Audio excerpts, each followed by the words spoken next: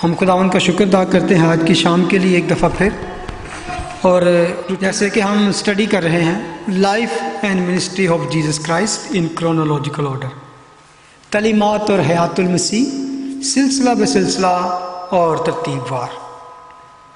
और जैसे कि हम मैथ्यू चैप्टर 6 पे हैं और आज फिर हमारा जो टॉपिक है वो है फॉरगिवनेस के ऊपर। तो आए आज एक दफ़ा फिर देखें मैथ्यू चैप्टर 6 वर्स 9 से पढ़ूंगा। बस तुम इस तरह दुआ किया करो कि ए हमारे बाप, तू जो आसमान पर है, तेरा नाम पाक माना जाए, तेरी बादशाही आए, तेरी मर्जी जैसी आसमान पर पूरी होती है ज़मीन पर भी हो।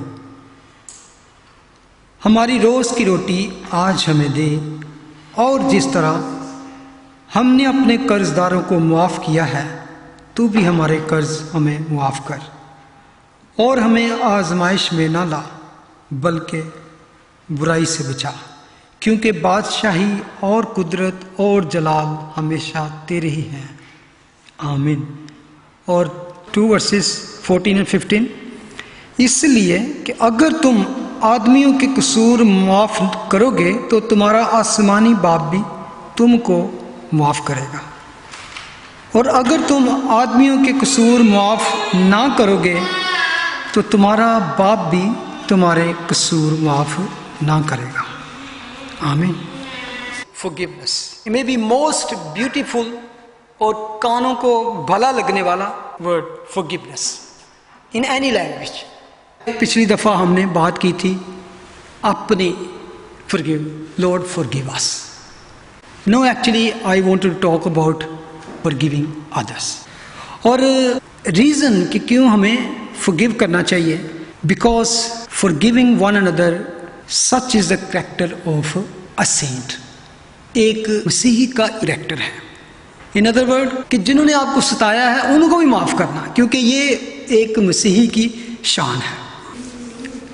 वर्ड मुआफ़ी या फॉरगिवनेस एक ऐसा पावरफुल वर्ड है, लफ्ज़ है कि जब भी हम सुने फ़ौरन हमारी तवज्जो अपनी तरफ खींच लेता है।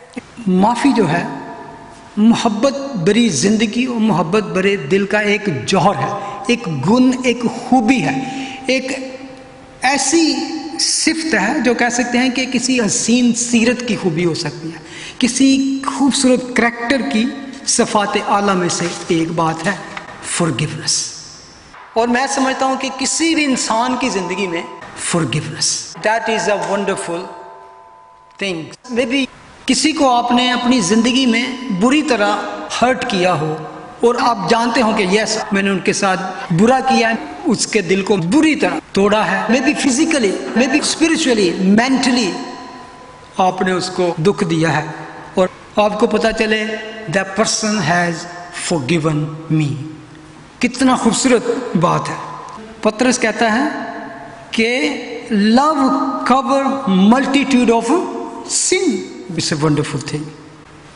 और सबसे बढ़कर the most beautiful thing when you come to know the God has forgiven you your all sins. What are wonderful things. और forgiveness is a man's deepest spiritual need. Apart from the forgiveness, we will spend eternity in hell. हमें अपना साथ फिर क्या खुद चुकाना पड़ेगा। इसीलिए मैं बार बार कहता हूँ कि इंसान के लिए माफ़ी सबसे ज़रूरी अहम चीज़ है, और माफ़ी के ज़रिए से हम किससे रिलीज़ हो सकते हैं, that guilt of our sins. क्योंकि यहाँ पे लिखा है कि जिस तरह हमने अपने कर्जदारों को माफ़ किया उसी तरह द सेम वे। इसमें यह नहीं कहा गया कि हमें मुआफ़ कर क्योंकि हमने अपने कर्जदारों को माफ़ किया है, बल्कि लिखा है कि जिस तरह कि जब हम ये दुआ करते हैं तो इससे पहले कि हम अपनी माफ़ी मांगे, वी हैव टू अंडरस्टैंड कि we already have forgiven those who have sinned against us. Otherwise हम जब आएंगे खुदा के सामने तो शायद हमारी दुआ जो है सिर्फ अल्फाज हो, खुदा उस पर नजर भी ना करे। और that is clear and simple statement here.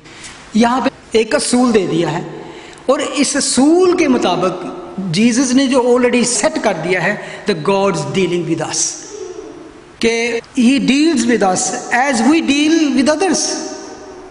Look chapter 6 verse 38 में लिखा है, दिया करो तुम्हें भी दिया जाएगा, अच्छा पैमाना दाब दाब कर और हिला हिला कर और लबरेज कर कर तुम्हारे पल्ले में भी डालेंगे वैसे ही, क्योंकि जिस पैमाना से तुम नापते हो इसी से तुम्हारे लिए नापा जाएगा। और एफिशिएंस 4:32 में लिखा है, और एक दूसरे पर मेहरबान और नरम दिल हो, और जिस तरह खुदा ने मसीह में तुम्हारे कसूर माफ किए हैं तुम भी एक दूसरे के कसूर माफ करो। इसी तरह हम खुदा के उस पैटर्न को कायम रख सकते हैं। The model is our Jesus Christ and he has set a pattern and a example. इसके बारे में प्रोवर्ब्स 19 वर्स 11, आदमी की तमीज़ उसको कहर करने में धीमा बनाती है और ख़ता से दरगुजर करने में उसकी शान है। वाह, कि कोई बात उसके खिलाफ हो गई है तो he is not rushed in anger. हम समझते हैं कि किसी ने कोई बुरा कह दिया है, कोई गलत कर दिया है, तो कहते बच के जावे किथे। जब तक हम उसको डबल नहीं कह देते, उसको पूरा सुना नहीं देते, तो कहते चंगी ओदी कीती है, उसने ये कहा और मैंने उसको ये आगे से सुनाई, ठंडा हो गया फिर। लेकिन Bible is totally against about that. Bible कहती है दरगुजर करने वाला खुदा की नज़र में एक शानदार आदमी है, एक तमीज़ वाला शख्स है। We have to forgive one another, क्योंकि ये एक जुर्म से, एक गिल्ट से आज़ाद करती है। कभी कभी हम फॉरगिवनेस को होल्ड करते हैं, ग्रज को होल्ड कर लेते हैं, तो फिर क्या होता है, इसकी वजह से अंदर से बिटरनेस पैदा होती है, कड़वी जड़ जो फूट कर तुम्हें दुख देती है। इसके लिए आप दाऊद को देखें, जब तक वो अनफॉरगिविंग सिचुएशन में था, साम 32 में कहता है कि जब मैं खामोश रहा तो दिन भर के कहराने से मेरी हड्डियां गुल गई, क्योंकि तेरा हाथ रात दिन मुझ पर भारी था, मेरी तरावत की गर्मी खुश्की से बदल गई। His life was a full of problems. तरोताजगी खत्म है, bones were waxing old. सब कुछ वो कहता है कि अंदर बाहर सब कुछ सूखता जा रहा है। Hebrew 12 में बहुत खूबसूरत लिखा है, बस ये खुदावंद यीशु मसीह के बारे में कहा जा रहा है कि उस पर गौर करो कि जिसने अपने हक में बुराई करने वाले गुनाहगारों की इस कदर मुखालफत की बर्दाश्त की, ताकि तुम बेदिल होकर हिम्मत न हारो। लुक अपॉन क्राइस्ट, क्योंकि कहता है तुमने गुनाह से लड़ने में अब तक ऐसा मुकाबला नहीं किया जिसमें खून बहा हो। एक और चीज़ हमें क्यों माफ़ करना चाहिए, वर्स 14 एंड 15, इसलिए कि अगर तुम आदमियों के कसूर माफ़ करोगे तो तुम्हारा आसमानी बाप भी तुमको माफ़ करेगा, और अगर तुम आदमी के कसूर माफ़ ना करोगे तो तुम्हारा बाप भी तुम्हारे कसूर माफ़ ना करेगा। एंड मैनी पीपल एक्चुअली इस पे कंफ्यूज हैं, और वो क्या है, वो असल में कहते हैं कि जब ऑलरेडी हम माफ़ किए गए हैं तो फिर हमें क्यों ऐसी दुआ करने की ज़रूरत है कि हमें हमारे कसूर माफ़ कर जिस तरह हमने किए हैं। It's mean we are not yet forgiven. इसको अंडरस्टैंड करने के लिए कि जैसे कि मैंने बताया था कि 2 काइंड ऑफ माफ़ी है। एक थी जिसको कानूनी तौर पर अदालत से शरई तौर पर आपको माफ़ कर दिया गया, वो कौन सी फॉरगिवनेस है, जुडिशियल फॉरगिवनेस। और इस बात को समझने के लिए हम इस बात को समझने की ज़रूरत है, जब हम उसके आगे आते हैं उस वक़्त हम क्या होते हैं, गुनाहगार, एंड हम कटहरे में आते हैं एंड गॉड इज़ जज दे, और वहाँ आके कहते हैं yes we confess we are sinner, we believe in Christ, we believe that Christ died for our sins. तो जज क्या कहता है, yes you are sinner but somebody already have paid for your sin, आपकी सजा उसने भुगत लिया। तो उस वक्त क्या होता है, मसीह की रास्तबाजी हमारे दिलों में डाल दी जाती है, तो जज क्या करता है, वो फौरन वहाँ पे अपना वो थोड़ा ऐसे मारता है, declare forgiven forever, that's once and for all, forgiven once and for all. Hebrew 10 देखें अगर, तो उसमें जो इसराइलाइट्स का, यहूदियों का एक कुर्बानी का सिस्टम था, उसके साथ कंपेयर की गई है मसीह की कुर्बानी, that sacrificial death of Christ.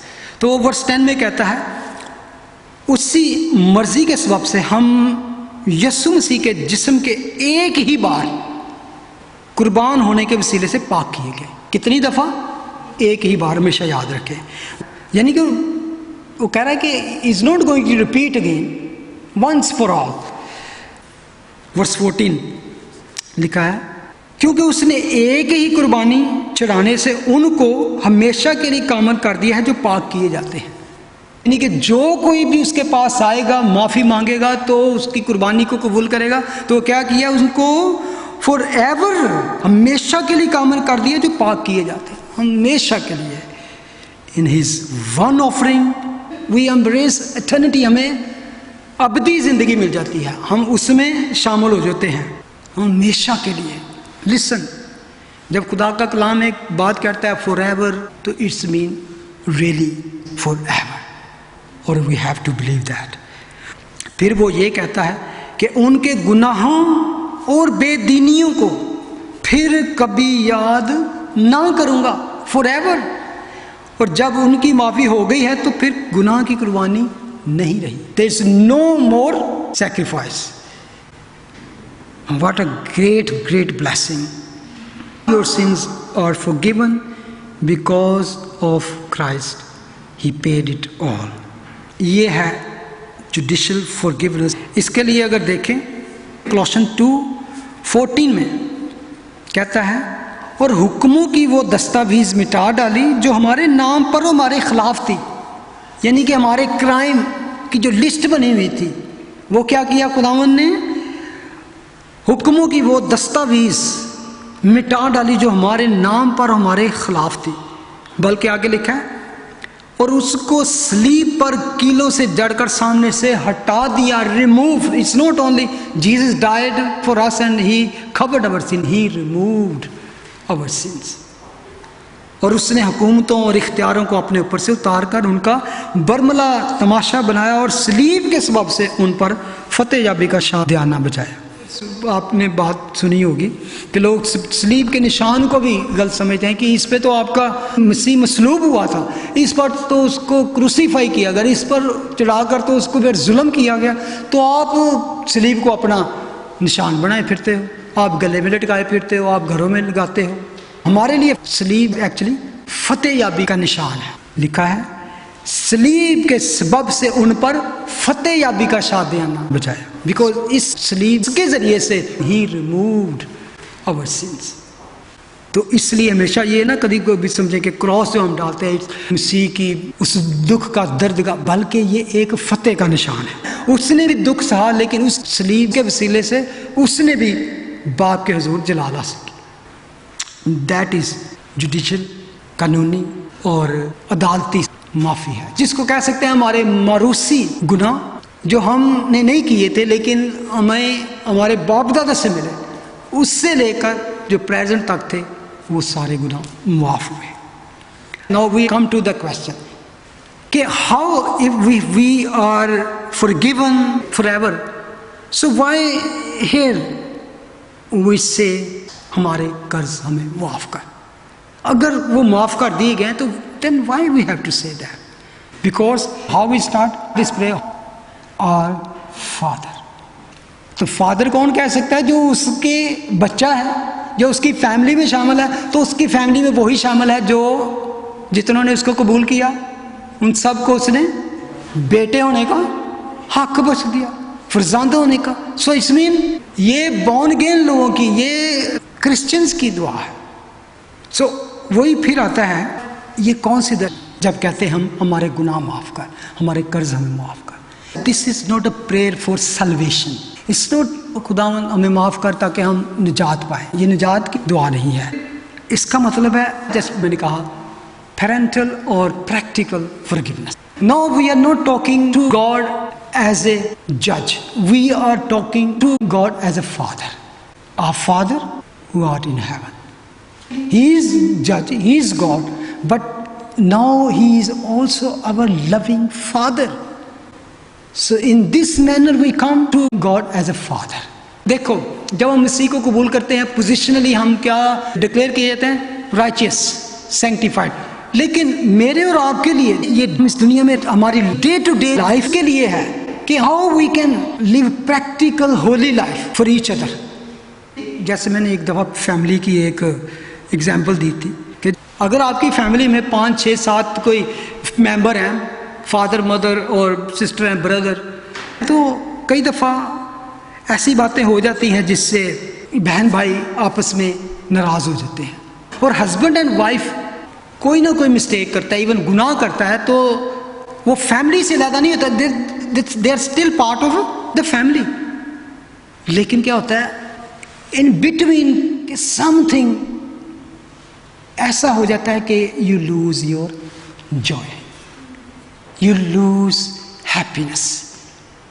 Your jurisdictional position is there, you will not lose that, but in this world you will lose so many things: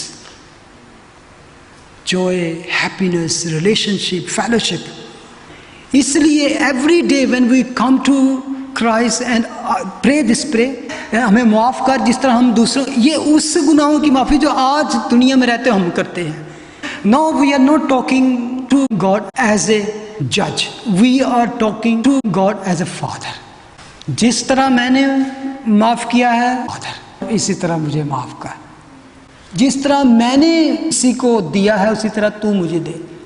क्योंकि लिखा कि जैसे हम दूसरों के गुनाह, God deals with us as we deal with others.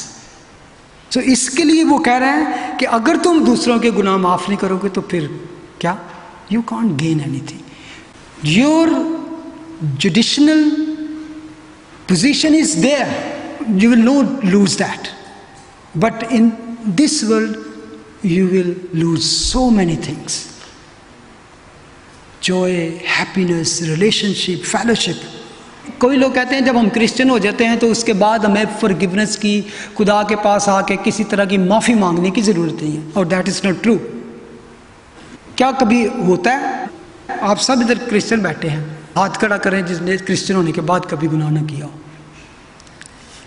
We do sin again because, listen carefully, when we become Christian, we are not all of a sudden stop sinning. We sin again. We do made mistake. We all do that. That is the way of the life. John chapter 13 जो है इसकी खूबसूरत illustration है। Last सपर था, तो even table पे बैठकर भी वो इस तरह की बातें कर रहे थे कि कौन उसके बाद उसका राइट हैंड और लेफ्ट हैंड होगा, who will even take that seat of master. तो उसमें लिखा है, ईद फसा से पहले जब यीशु ने जान लिया कि मेरा वक्त आ पहुंचा है कि दुनिया से रुखसत होकर बाप के पास जाऊं, तो अपने उन लोगों से जो दुनिया में थे जैसी मोहब्बत रखता था आखिर तक मोहब्बत रखता। This is a wonderful statement. Even this time तक जो उसके डिसाइपल्स थे, they were not perfect, they were in doubt, और उन्होंने बिट्रे भी किया अपने मास्टर को, उन्होंने उसके खिलाफ बातें भी की। और उसके बाद ये लिखा है, यीशु ने ये जान करके बाप ने सब चीज़ें मेरे हाथ में कर दी और मैं खुदा के पास से आया हूँ, खुदा ही के पास जाता। दस्तरखान से उठकर कपड़े उतारे और रुमाल लेकर अपनी कमर में बांधा। इसके बाद बर्तन में पानी डालकर शागिर्दों के पाँव धोए और जो रुमाल कमर में बंधा था उससे पूछने शुरू किए। ये एक तरह से पता क्या था, खुदावन अपने शागिर्दों को एक टीचिंग दे रहे थे, एक सबक भी दे रहे थे जो कि शागिर्दों को करना चाहिए था अपने मास्टर के लिए। Master is doing for his disciple, he is washing their feet. जब वो शमौन के पास पहुंचा, उसने उससे कहा, ऐ खुदावन क्या तू मेरे पाँव धोता है? यीशु ने जवाब में उसे कहा कि जो मैं करता हूँ तू अब नहीं जानता मगर बाद में समझेगा।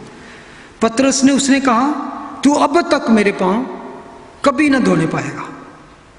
और खुदा यीशु मसीह ने कहा अगर मैं तुझे ना धोऊं तो तू मेरे साथ शरीक नहीं है। और ये ऐसी बात थी कि शायद पीटर एकदम डर गया, कहता नो नो नो, खुदावन सिर्फ मेरे पाँव ही नहीं बल्कि हाथ और सर भी धो दे। यीशु ने उसे कहा जो नहा चुका है उसको पाँव के सिवा और कुछ धोने की हाजत नहीं, बल्कि सरासर पाक है, तुम पाक हो। लेकिन सब के सब नहीं, एक उनमें शैतान था। यहाँ पे एक स्पिरिचुअल प्रिंसिपल है, वो क्या था कि you are already sanctified, you are already clean, पाक हो, होली हो, you have already taken the bath. और जो बाथ ले चुका है, जो मसीह यीशु को अपना चुका है, उसको ले लिया। उसको पहनने का मतलब ही है कि जो यीशु को पहन लेते हैं वो उसका बाथ ले लेते हैं, तो उसमें शामिल हो जाते हैं। और इसमें एक ये भी सेंस है, जो इन already gone through the baptism, bath ले चुका, जो नहा चुका और उसको उसने अपना लिया है, बाथ ले लिया, he doesn't need and again that bath. वो सरासर कंप्लीटली क्या है, पाक है। तो अब पाँव धोने की क्या जरूरत है? क्या जब इस दुनिया की डस्ट जो है इसको गुनाह से तशबीह दी गया है। Dust mean the sin, you will go, you will do, you are already sinning on the table, you are sinning, so I wanted to wash that sin, that dust from you। कि इस दुनिया में रहते हुए हम mistake करते हैं, गुनाह भी करते हैं। when you live in this world you will get involved in sin, but you will come to me and I will wash you। if you don't let me you are not with me। John 1 अगर हम खुदावंद के पास आए और उससे माफ़ी मांगे तो वो हमें माफ़ करने में सच्चा और रास्तबाज है। ये किन से कहा गया था? बच्चों, यानी कि क्रिश्चियन से। If we get involve in sin, come back, don't just go in with the flow और keep doing. If you done something, come back, ask. तो ये पेरेंटल फॉरगिवनेस थी, practical living. We always say the Christianity is not a religion, what is a relationship। कभी आपने इस पे गौर किया कि sometimes we have relationship but we don't have fellowship। कि a big family living in under one roof but sometimes अपने अपने कमरे में बैठे हैं, they are part of one family but they don't talk to each other, they don't sit together, they don't have fellowship। So this kind of thing, they have relationship but they don't have fellowship। Even sometimes husband wife living in one room and sharing a one bed even, but they don't talk to each other, they are just living like so if you don't have fellowship इस relationship को आप enjoy नहीं कर सकते। So what is it? If you have done something against somebody, ask forgiveness। बंदा कह सकता है मैंने बड़ा कुछ किया है, मैंने ये किया, मैंने माफ़ी भी मांगी है, एंड स्टिल मेरे दिल में सुकून नहीं, मेरी ज़िंदगी में सुकून। मे बी आपने अपनी सेटिस्फैक्शन के लिए खुदा से माफ़ी मांग ली है, अपने गुनाहों का इकरार किया, you have confess everything, every little thing to God, and still you are saying there no joy in my life, because maybe we still holding something about somebody. You have your forgiveness but you haven't forgiven others, so that's where we lose our joy, we lose our happiness, we lose a good thing in our life। So जब तक हम दूसरों के माफ़ नहीं करेंगे तो हमें भी माफ़ नहीं किया जाएगा। मैथ्यू 18 में एक बहुत खूबसूरत पैराबल है। एक बादशाह था जिसने क्या किया, अपने नौकरों का हिसाब किताब लिया, तो एक था उसके ऊपर 10,000 तोड़े, कह सकते हैं कि 10,000 talent mean 1 with 7 zeros, big amount. और उसने कहा कि इसके बीवी बच्चों को पकड़कर कैद में डाल दो क्योंकि ये पे नहीं कर सकता, तो जब तक पे नहीं करेगा इसको रिलीज नहीं किया। तो उसने कहा master forgive me, I will pay you all. और लिखा है वो मास्टर ने कहा ओके, उसको माफ़ कर दिया।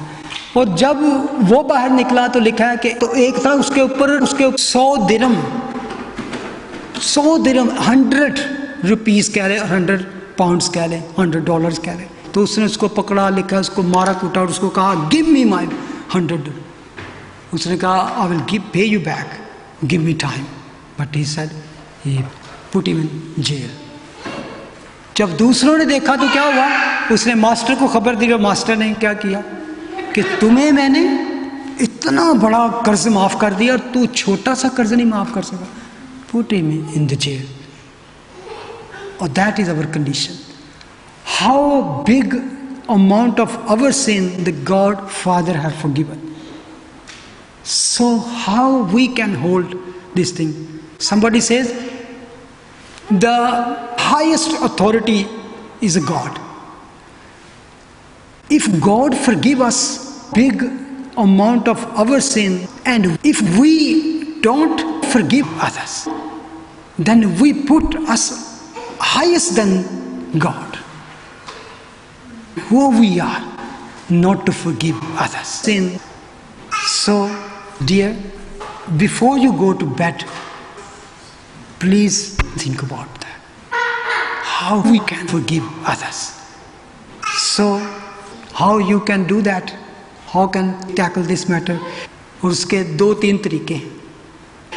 First of all, if you have done wrong, sin, bring it to God, ask forgiveness. Second, give something to that person, your heart will go with that. कुछ छोटा सा गिफ्ट खरीद के उसको दे, इससे अपने रिलेशन ठीक कर सकते। और third, go to that person, go to that person and ask forgiveness. If you don't, अपनी अना का मसला बना, ओ मैं उससे माफी मांगू जो जिसको मैं कुछ समझता नहीं, so then you can think about, if we have forgiven for all eternity, what is more than that we can have? That we have been forgiven from past, present and future. So don't hold anything, don't hold anything. Make peace with others and you will have the peace of Christ. Amen. God bless you. खुदावन तेरा शुक्र, तेरी हमद, तेरी तारीफ हो। Thank you father, thank you for giving me, for giving us a multitude of sins that you have removed from our life. Thank you for this great gift of forgiveness. No Lord, give us this strength that we can forgive others. Bless this prayer, and whoever had prayed this morning, bless them and listen to their prayer. In Jesus' name we pray. Amen. God bless you.